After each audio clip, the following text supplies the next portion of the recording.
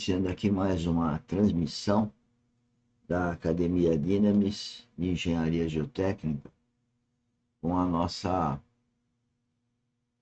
live, né? Mini treinamento, que é diário, de segunda a sexta,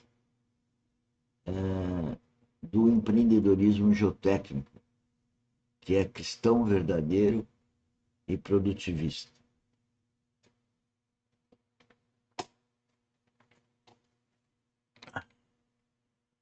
E o treinamento tem o objetivo de fomentar o empreendedorismo geotécnico, que é cristão verdadeiro e produtivista. E é exatamente por ser cristão verdadeiro que nós temos muita dificuldade. Qualquer cristão de verdade sabe as dificuldades de fazer a vontade de Deus. O mundo nos corrompe com situações mundanas do dia a dia, natural, constantemente. E é bom para você que talvez esteja passando por uma situação difícil, que é um cristão verdadeiro, e se não for, é um bom motivo para começar cedo, porque é só a paz de Cristo, no amor de Cristo, que a gente consegue sofrer como Cristo sofreu na cruz, mas sofrer vitorioso pela vida eterna, pelo amor de Cristo, que é o melhor amor, pela habitação do Espírito Santo, que sempre está nos advertindo dos nossos erros diários e sempre está nos dando o caminho do que fazer. Bom, estamos na aula 2 desse ano, Laboratório de Solos 1. Temos um laboratório ali do lado do aeroporto de Congonhas para vocês poderem conhecer os nossos trabalhos e vir vivenciar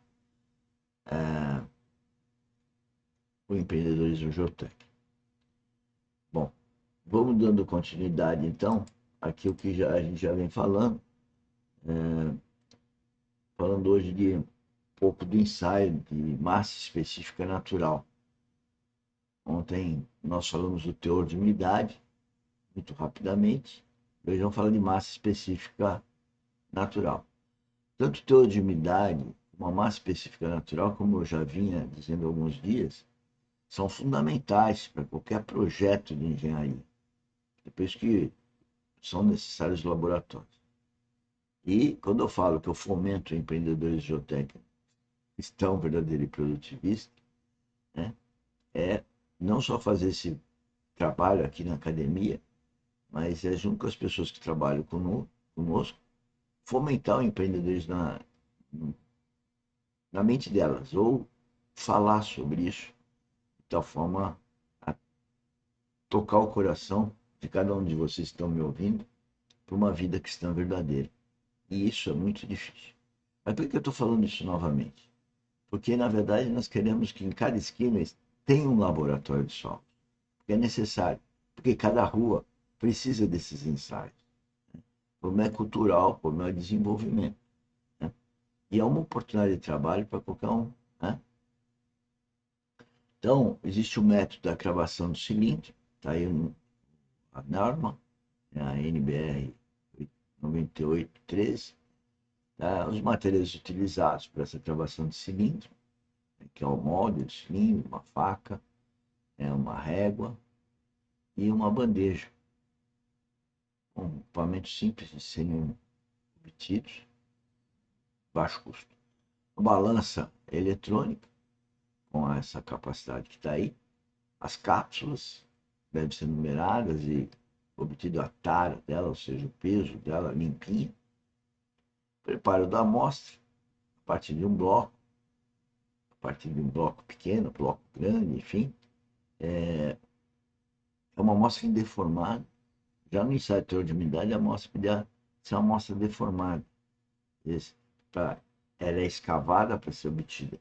Essa não, ela é talhada para ser obtida, conformada, sem destruir a estrutura dela inicial, aquela natural. pode ser também retirado de um aterro, né? Então, esse é um método, está escrito errado lá em cima, não é um método de travação de cilindrar. Na verdade, aqui que vai mostrar aqui o bloco sendo aberto, né? A cápsula de umidade, que é o ensaio anterior que falamos ontem, sendo separada, né? Para fazer a umidade.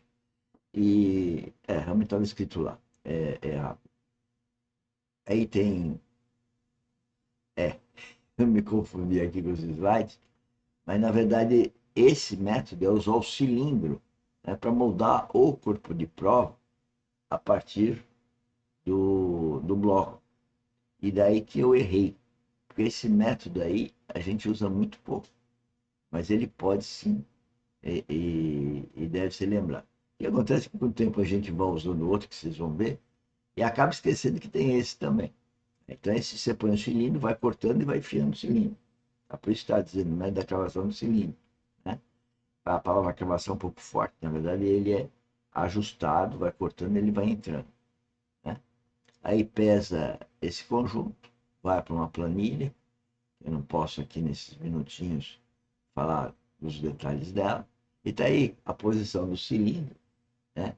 E ele sendo então moldado através da, da pressão, né?